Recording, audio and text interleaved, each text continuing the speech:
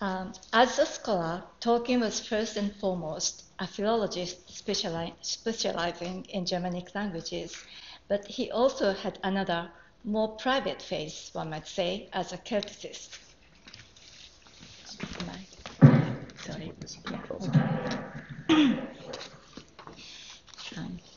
Yeah. Maybe. Okay. Yeah. Okay. This aspect of Tolkien as a Celticist most clearly emerges from his English and Welsh lecture delivered at Oxford in 1955. The O'Donnell Lecture Series was established to organize annual lectures on Celtic studies at 5 universities in Britain and Ireland. Now, what kind of person was Charles O'Donnell, who in his will bequeathed a sum of money on trust each of the 5 universities to establish annual lectures bearing his name? Charles James O'Donnell was born on the island of Mauritius in the Indian Ocean, probably in 1850. He seems to have recognized his roots in Donegal, as the photograph on the frontispiece of his book, The Irish Future, shows him as Charles O'Donnell of Cardona, County Donegal. County Cardona is up there. O'Donnell spent 28 years from 1892 to 1900 in Bengal, India, where he was posted as a civil servant. During this period, he cast himself as a champion of the Indian peasantry and a scathing critic of the Indian governance policy. He became an MP for a London constituency from 1906 to 1910. During that time, he remained highly belligerent, and after his unsuccessful re-election bid in 1910, he continued to publish contentious views on British, Irish, and international politics. One of these, directly related to the O'Donnell lectures, is an article titled The Celtic Empire of Great Britain that appeared in his book The Irish Future and the Lordship of the World, published in 1929. O'Donnell lists these two research subjects to be treated for the promotion of Celtic studies in British universities. The British and Celtic here means Britannic or the Goidelic languages. O'Donnell refers to Sir John Fries, professor of Celtic at Oxford, as an authority on the significance and legitimacy of these research questions. Fries, according to O'Donnell, gave his full encouragement, adding that, quote, a considerable amount of new material has been accumulated and needed examination, unquote. Although the O'Donnell lecture was intended for an audience for dons and students of English language and literature at Oxford University, Tolkien seems to have been conscious of the ghostly presence of Charles O'Donnell, the founder of the lecture series, who wielded an amateur and unconventional passion for Celtic studies. This seems to explain why Tolkien ended his lecture with a prayer that O'Donnell's shade would be appeased. Let us specifically look at what O'Donnell says in his essay, The Celtic Empire of Great Britain. Firstly, I'd like to highlight O'Donnell's remarks about the increasing use of the word British instead of English. O'Donnell claims that the use of the word British instead of English has become very common and is understood to be due to a regard for Scotch and Welsh susceptibilities. In other words, he's stating that the trend reflects a considerate caution against Scottish and Welsh people being lumped together and referred to as English.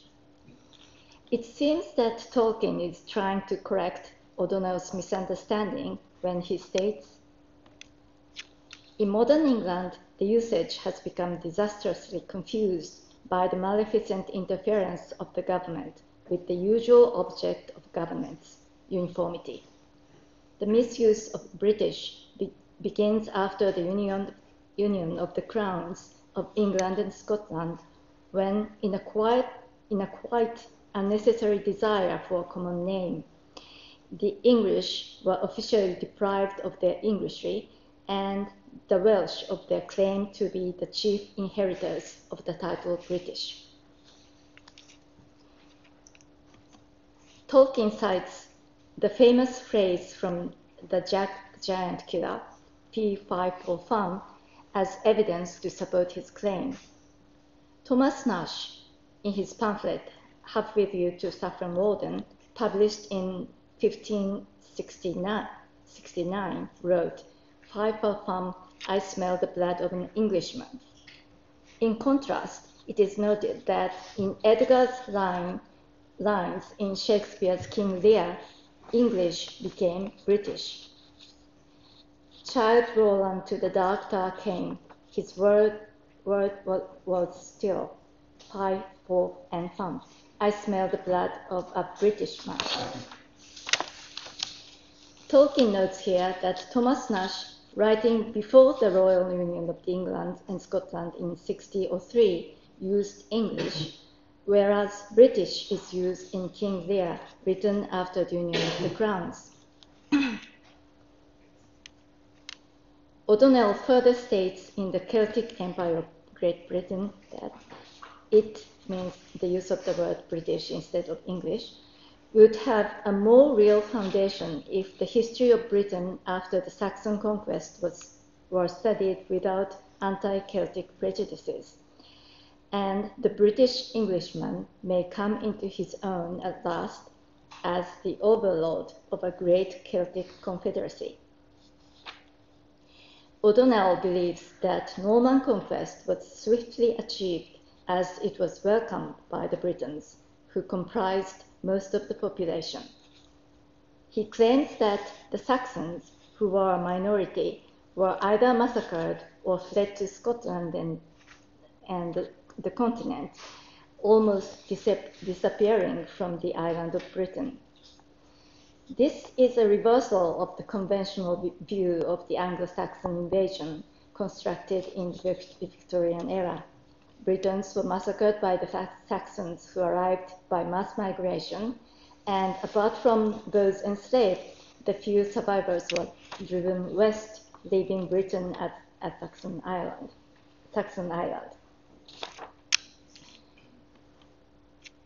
O'Donnell also maintains that, quote, "The Anglo-Saxon was gone or hid himself under an assumed name, leaving behind him little except his simple, flexible, and admirable language, probably the most perfect form of speech known to mankind." Unquote. He argues that the English language survived in Britain because of its linguistic supremacy. However, according to O'Donnell, the only people who remained in Britain after the Norman conquest were the original Britons, and the Norman conquest brought more people from Brittany and the Celtic provinces of Anjou and Aquitaine, where Britannic languages were used. As a result, O'Donnell asserts, the British Empire is, as its name suggests, a Celtic empire. Tolkien took the role of a curtain raiser, as he puts it, of the lecture series bearing the name of O'Donnell, who had bequeathed the sum of £40 annually to each university while putting forward these claims regarding the Celtic nature of Britain and its empire. However, Tolkien would not have been expected to respond to O'Donnell's views expounded in his non-academic essay, the Celtic Empire of Great Britain. He could have dismissed them as nonsense or ignored them altogether, but Tolkien patiently pointed out the problems with oversimplified arguments like O'Donnell's.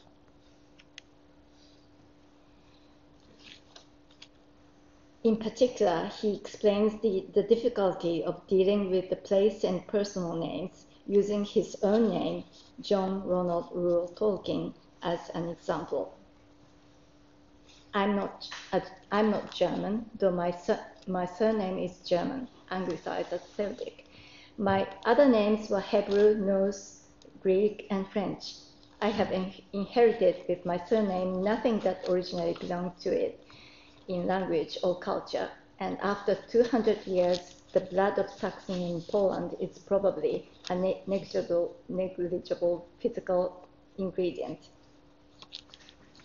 Tolkien goes on to refer to O'Donnell rather sarcastically. I do not know what Mr. O'Donnell would have said to this. I suspect that to him, anyone who spoke a Celtic language was a Celt, even if his name was not Celtic. But anyone who had a Celtic name was a Celt, whatever he spoke. And so the Celts won on both the swings and roundabouts. Another one of O'Donnell's remarks that seems to have caught Tolkien's attention was his praise of the English language quoted earlier. Simple, flexible, and admirable language, probably the most perfect form of speech known to mankind. The positive appreciation of English language, which replaced the Celtic languages in Britain and Ireland, is reminiscent of William Salisbury, whom Tolkien mentions in the lecture. Salisbury, also known for his Welsh translation of the New Testament, published the English-Welsh Dictionary in 1547. This was the first English dictionary for Welsh speakers and was written to enable literate Welsh people to learn English without engaging English-speaking teacher. As 1547 was the year of Henry VIII's death, Salisbury dedicated the dictionary to him, commemorating the man whose will it was to drive out Welsh from Wales. Tolkien explains Salisbury's intention in the foreword as an attempt to save monoglot Welshmen from the tyranny of the law that Henry VIII's Act imposed. It goes without saying that Tolkien, who was a devout Catholic and regarded his mother Mabel as a martyr for her Catholic faith, had a strong antipathy towards Henry VIII, one of the worst oppressors of Catholicism. In one of the drafts of English and Welsh, Tolkien wrote as an instruction to insert Henry's Act. Here put bullshit, Henry VIII.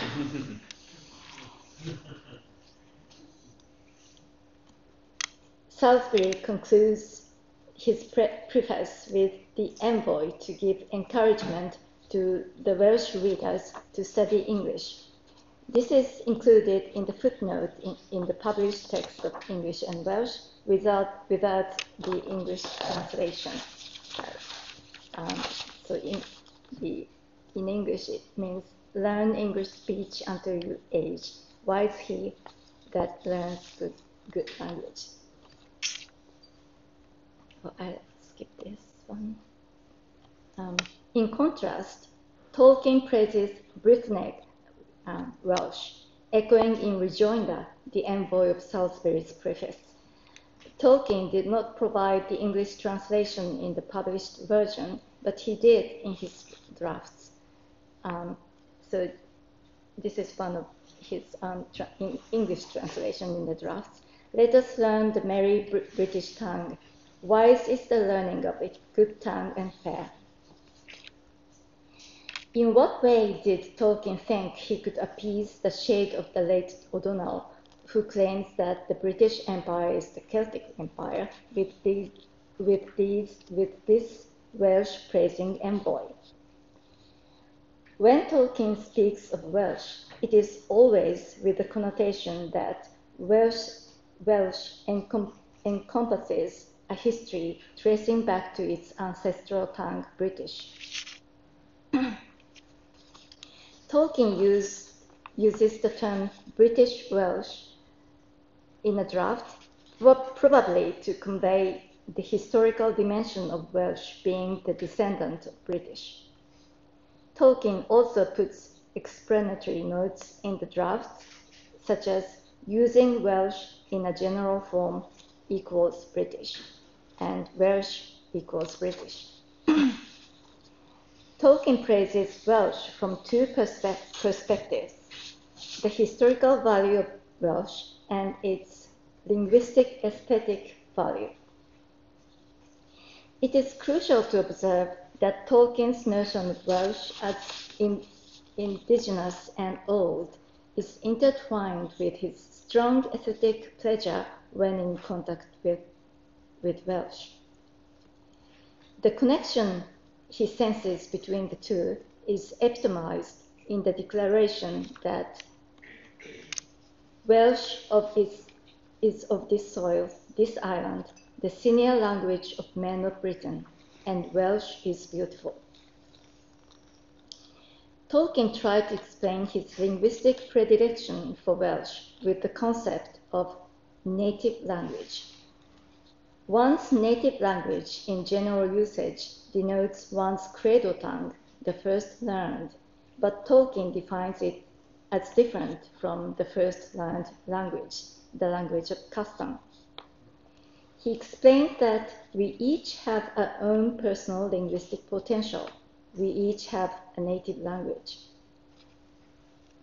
Tolkien rewards this phrase variously as an individual's inherent linguistic predilections and as native linguistic potential, explaining it as preferences in the individual's innate linguistic taste. In addition to the personal or peculiar aspect, Tolkien's idea of native language also encompasses the common, which in the context of his English and Welsh lecture can be narrowed down to what is common to the people of Britain, that is, the linguistic heritage of the Isle of Britain. If we journey through the linguistic stratification of the Isle of Britain to its oldest stratum, we find British, which could be regarded as the native language of the people, the native language that the people of Britain share in common. Tolkien accordingly claims that his pleasure in the Welsh linguistic style is not peculiar to himself among the English. Rather, it may be present in many who live in England and are speaking English, and that it is probably closer to their native linguistic potential as well.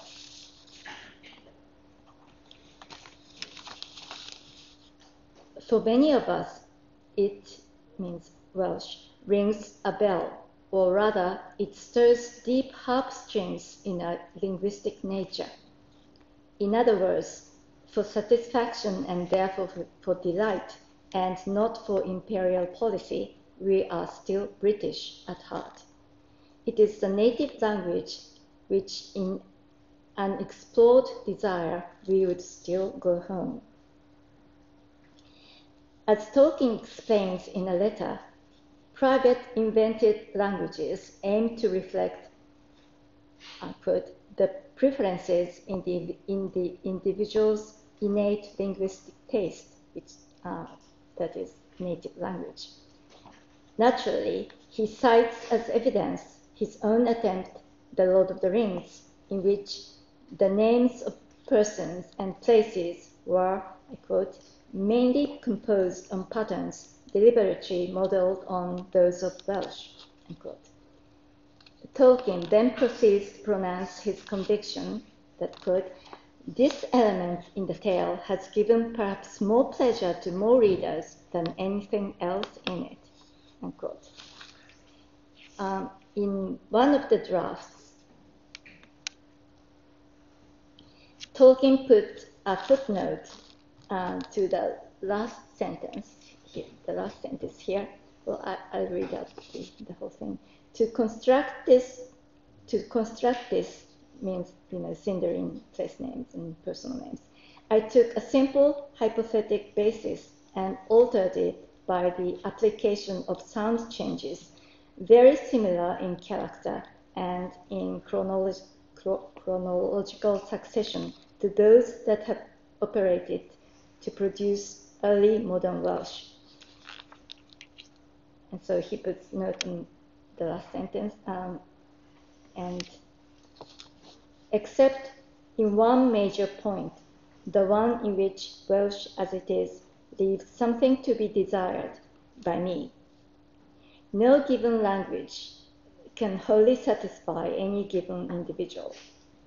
The accentuation shifts allowed in the final result examples of the accent quantitative pattern. And he puts,